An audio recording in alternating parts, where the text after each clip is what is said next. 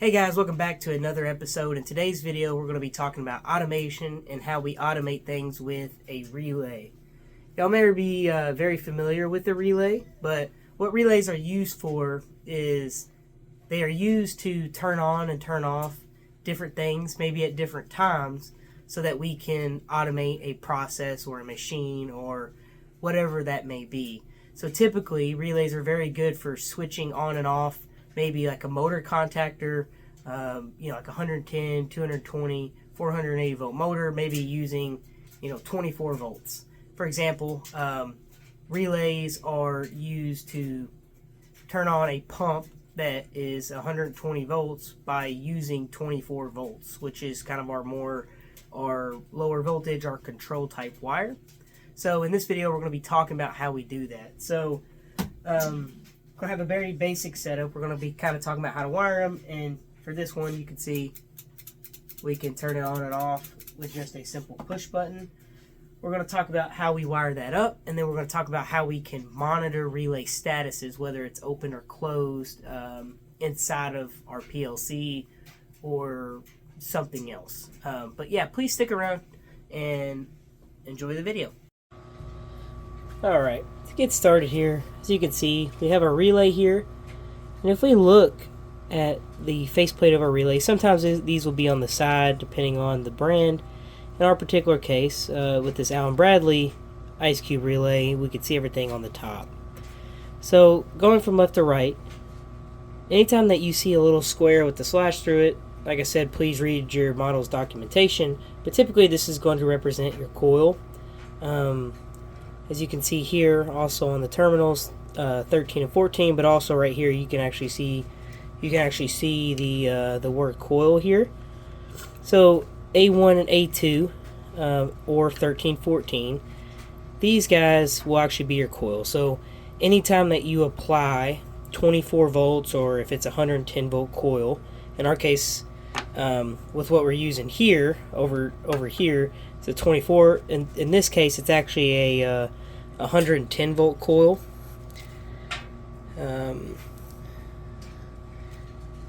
Somewhere on here, it'll tell you that it's a 110 volt coil. Oh yeah, here, right here at the top. That's where you'll read.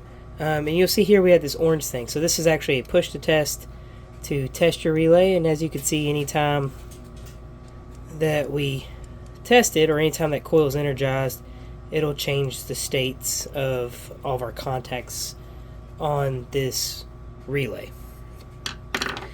Going to the left, you will actually see that at the top we have 9, 10, 11, and 12, and you can see the solid lines will represent your normally closed contacts, and then anything where there's a break in it will represent your normally open. So for example, when going from 9 to 1, that'll be normally closed. When going from 9 to 5, that'll be normally opened. So what we'll do, and one way that I would recommend that you do it when testing is, or when wiring, is go ahead and pull out your multimeter. In my case, I'm going to set it to continuity here, which just basically gives us a beep anytime that our two leads are touched, right? So if we go, let's just look at 9 to 1. Here you can see that our 9's going to be down here, and our 1 will actually be up here. So if we touch the two together, we should get continuity between them.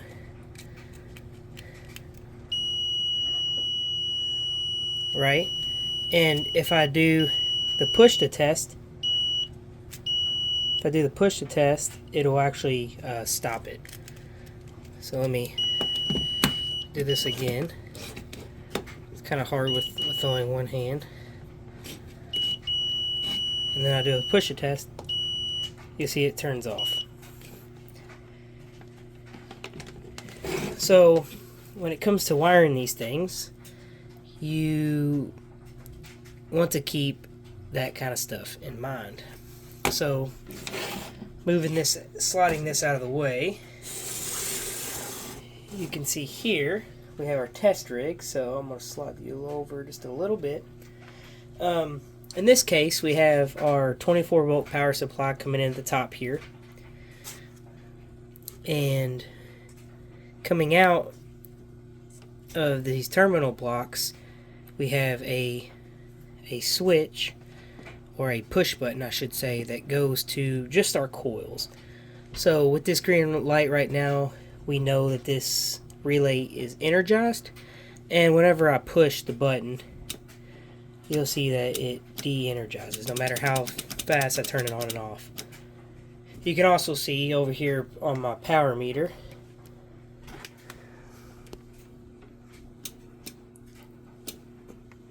you can see when power is being drawn.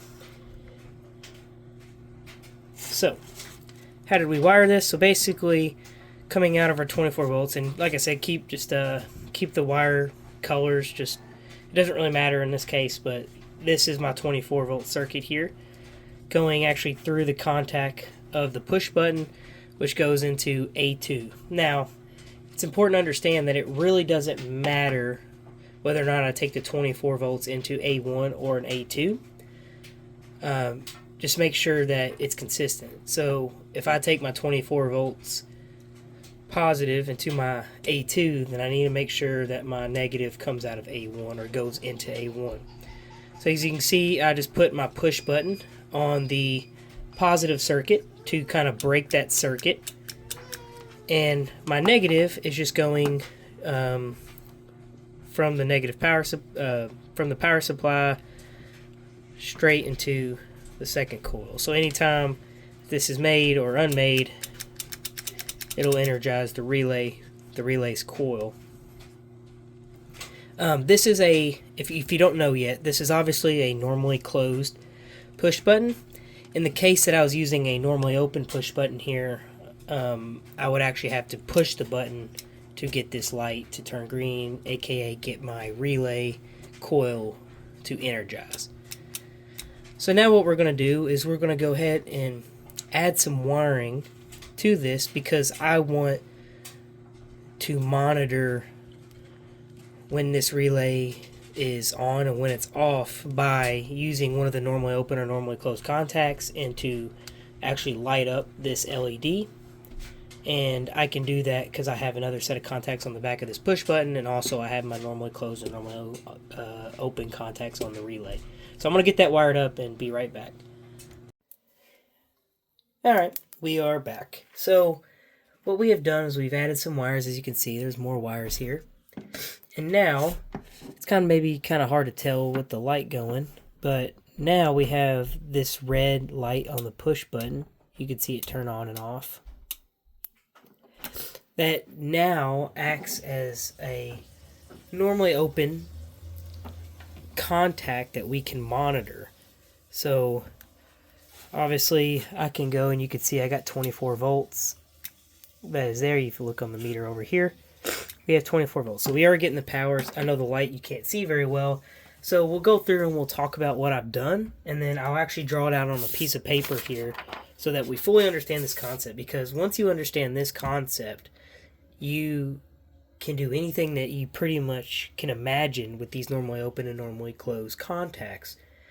So what I've done, as you can see here at the top, starting at the top left, I have my power supply coming in, and it's just a little benchtop power supply, but I got my positive and my negative here. That goes into these terminal blocks. As you can see, I jumped the terminal blocks both on the positive and negative, so the first three are positive, 24 volts.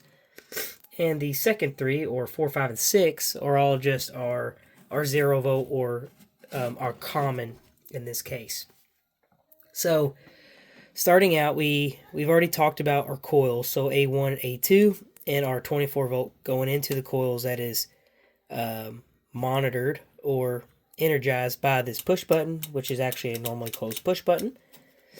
So, there's that. We have added this red wire here, which is an actual 24 volt positive wire that goes from our 24 volt terminal into number 9. So if we look back, here we can see that number 9 and number 12 are actually at the top. What this tells us is that these are single pole double throw relays, meaning that our 9 and our 12 are going to be our commons. You can see that actually here off to the right side. I don't know how well you all can see that, but you'll see CON there. That tells us that that is our common. You can see the same thing for number 12. And actually, if I just get our other breaker, well, it's a little bit different, but 9 and 12 for us are going to be our commons, which means I want my common voltage through number 9 to be 24 volts. And whenever, if we go from 9 to 1, you can see 1 appears are normally closed, and 5 is our normally open. We can see it on the graph here. So whenever this coil is not energized, meaning there is not 24 volts on this coil, that the 24 volts will go to pass, and number 1, since it's normally closed, will actually have 24 volts on it. Our number 5, since it's normally open, it will not have 24 volts on it. So what we do is we take this red wire here, we go into our common at number 9, and going through, we're going to connect to our normally open, which then goes actually through our switch here. It goes to the LED side of our switch. So it goes into X1, and then coming out of X2, we just go, since we know that current has to make a complete path, or wires have to make a complete path for current to flow, for, let's just say, electrons to move. I know there's going to be some other engineers out there that'll correct me on that one, but just bear with me. And that will go to our 0, which is a full continuous path with the return all the way to 0. So 24 to 0. And the reason why the light is on right now is because this is a normally closed push button. If I press it, you'll see we'll lose the right light on the relay, and we'll also lose the light and the voltage across our push button. So, to kind of better illustrate this, I'm going to turn off this power supply so that I don't make anything spark. And I'm going to bring you to the wire diagram to kind of explain a little bit in detail, and hopefully this gets through. So basically, what we are doing is here and then here. It would actually be better draw this here and here. So this is our 9, this is our common, this is our 1, and our 5. So we know this is our normally closed, and we know this is our normally open, because when this is not energized, this paddle is here. And when it's energized, it'll actually come here. Okay? So the idea is that for our common here, 9 is actually going to act as our common. We're going to bring in 24 volts here. So power supply, 24 volts going through.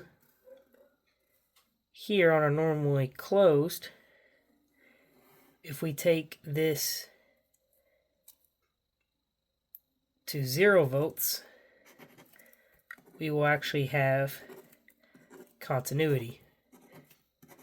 However, when we energize this coil and it goes here, now we'll have continuity through that circuit.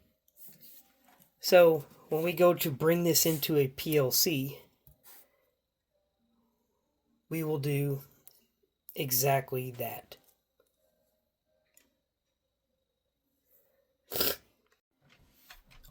Alright, so here is the last step that I promise you all.